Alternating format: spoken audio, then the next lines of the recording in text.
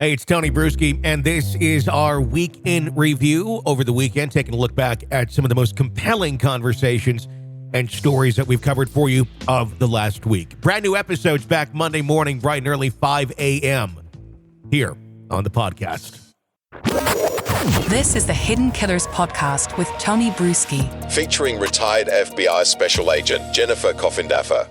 So right now we have literally a man with no defense at this moment, sitting in a federal prison in solitary confinement and has not been found guilty of any crimes. It's still shocking to me when she remanded him back to exactly where he was, and they haven't taken a look at that being a bit inappropriate to have someone like that in that sort of treatment. Exactly. This is maximum security. This is where the worst of the worst convicted offenders go, Tony. Mm-hmm. This is, it's bad.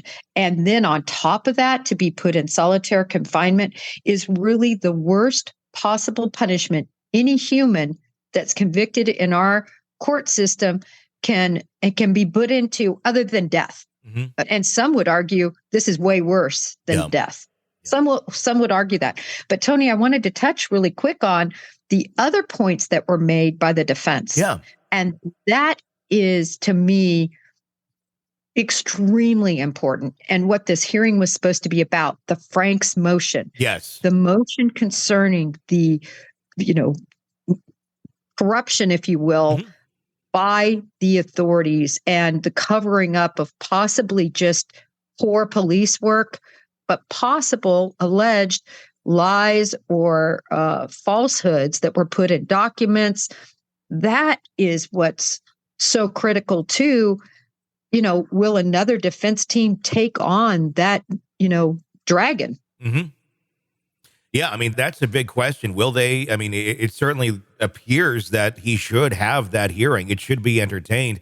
I think it does raise even more questions and kind of pushes even more into the conspiracy angle on this case, with the fact that all of this happened right before we were supposed to be going into that Frank's hearing and talking about all of those inconsistencies and the possible corruption with some of the police work. It kind of looks a little bad. Like, is this all still tied together and we're still trying to scuffle some of the truth here that went on with the law enforcement in this, or things that weren't done quite properly? Well, I guarantee the only people that came out of this probably holding a small party is the prosecution and Tony Liggett and his crew. Yeah. And they couldn't be more happy with this development, not facing these very, these attorneys that are extremely competent and go-getters, and, they were going to hold them to the fire, and they don't have to worry about them anymore. What was your take? And I don't know a lot of depths on this. I'm thinking you might. There was an individual who committed suicide that was connected with the defense attorneys where the documents were leaked from and the pictures were leaked from. What do you know about that?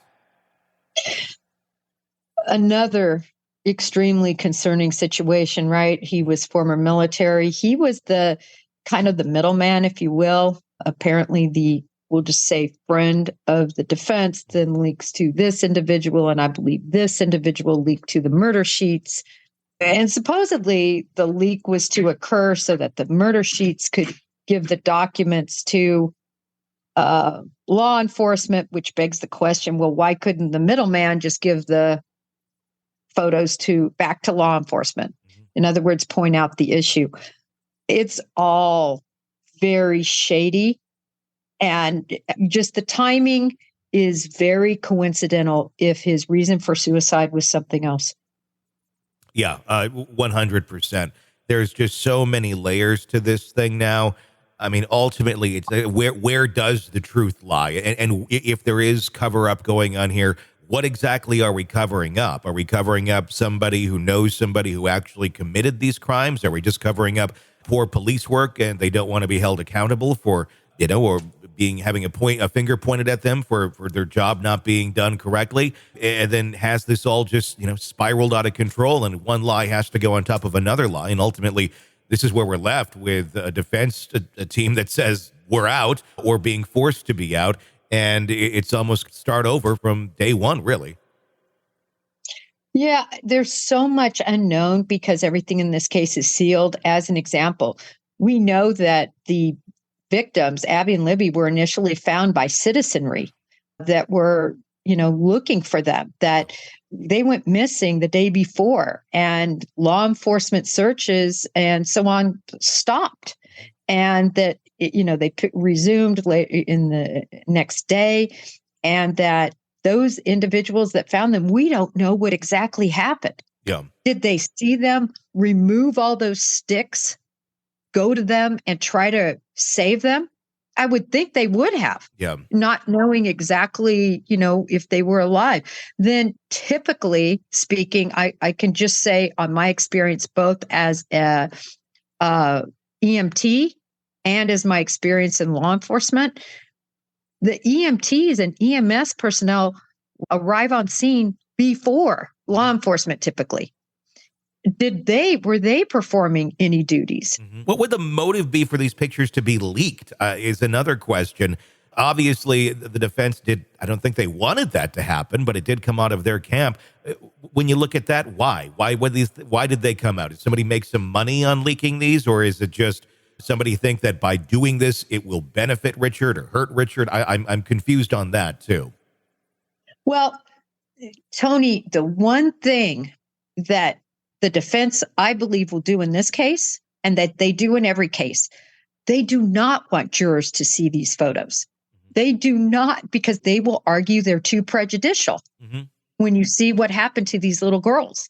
So from a defense standpoint, it doesn't make any sense that they would want these leaked to the public for the, social media and Twitter court of opinion, or X, whatever we're calling it these days, to look at this and see this, because it incites people. It makes them want somebody to pay even more. And it makes, the witches come out even stronger for Richard Allen, right? Yeah. So it doesn't make any sense at all. So then it begs the question, is it deeper than that?